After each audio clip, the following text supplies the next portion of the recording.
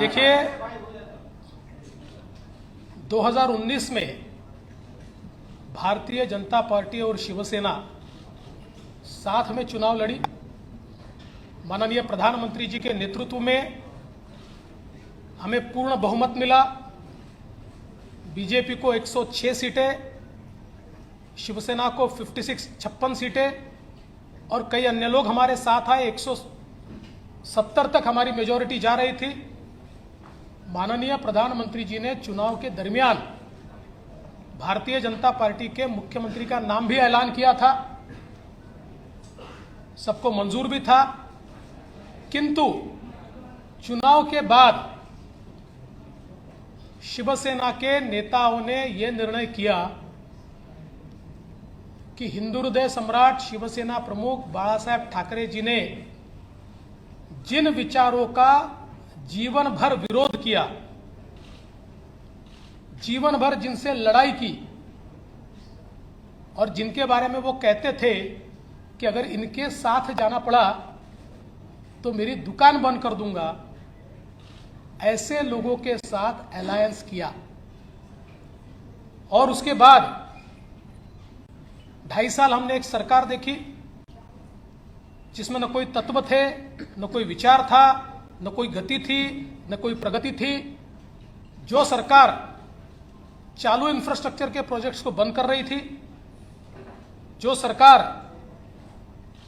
लगातार भ्रष्टाचार के आरोपों से लिप्त थी, जिस सरकार के 2 मंत्री मनी लॉन्ड्रिंग में जेल में गए, दाऊद के साथ रिश्ते, इसका आरोप मंत्री पर लगा, बावजूद उसके जेल में जाने के बाद भी उनको मंत्रिमंडल से हटाया नहीं गया। तो एक प्रकार से पथभ्रष्ट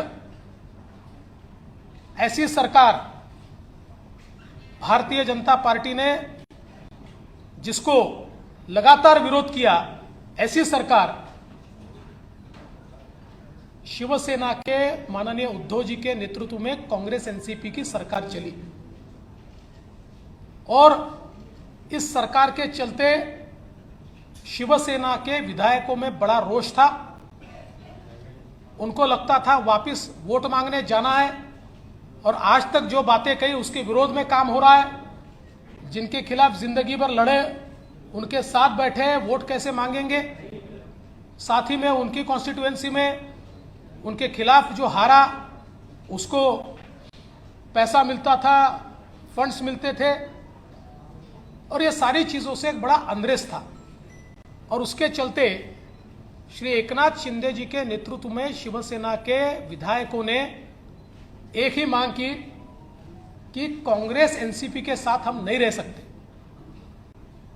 और ये गठबंधन तोड़ा जाए। किंतु उनकी मांग मंजूर नहीं हुई। माननीय उद्धव जी ने हिंदुत्व छोड़ दिया, विचारों को छोड़ दिया और अपने विधायकों से ज्यादा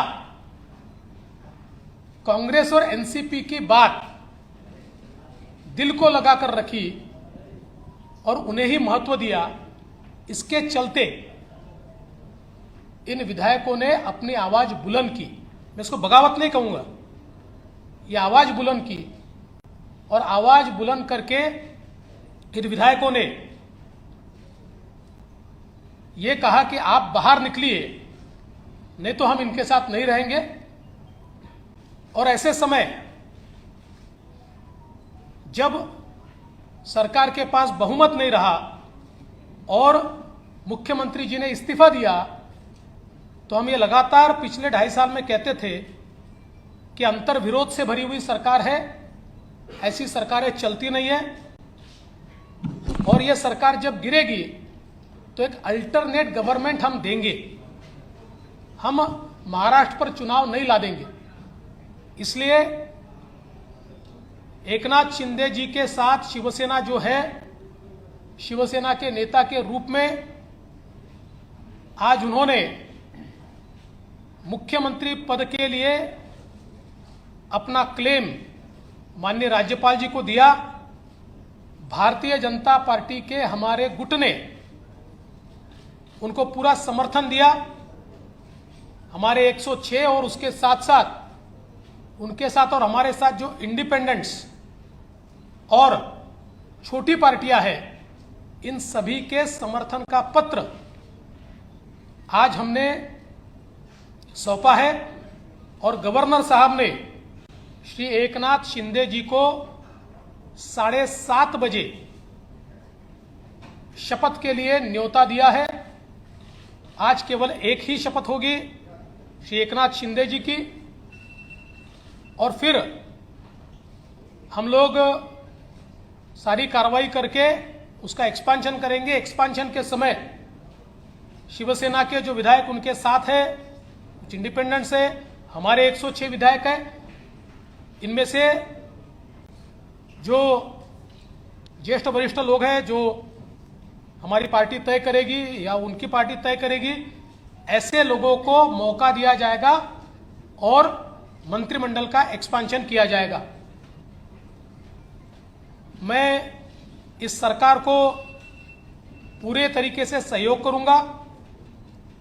मैं सरकार के बाहर रहूंगा और इस सरकार को सफल बनाने हेतु जो जो चीज करना आवश्यक है, ऐसी सारी चीजें हम मिलकर करेंगे। मेरा विश्वास है आदरणीय प्रधानमंत्री मोदी जी ने जो विकास का एक नया पर्व शुरू किया है, उस विकास के पर्व को 2.5 साल का जो ब्रेक लगा था, वो ब्रेक निकलेगा और फिर से महाराष्ट्र की प्रगति की एक्सप्रेस ये तेजी के साथ भागेगी। और उसके लिए मैं श्री एकनाथ शिंदे जी को बहुत बहुत बधाई देता हूं।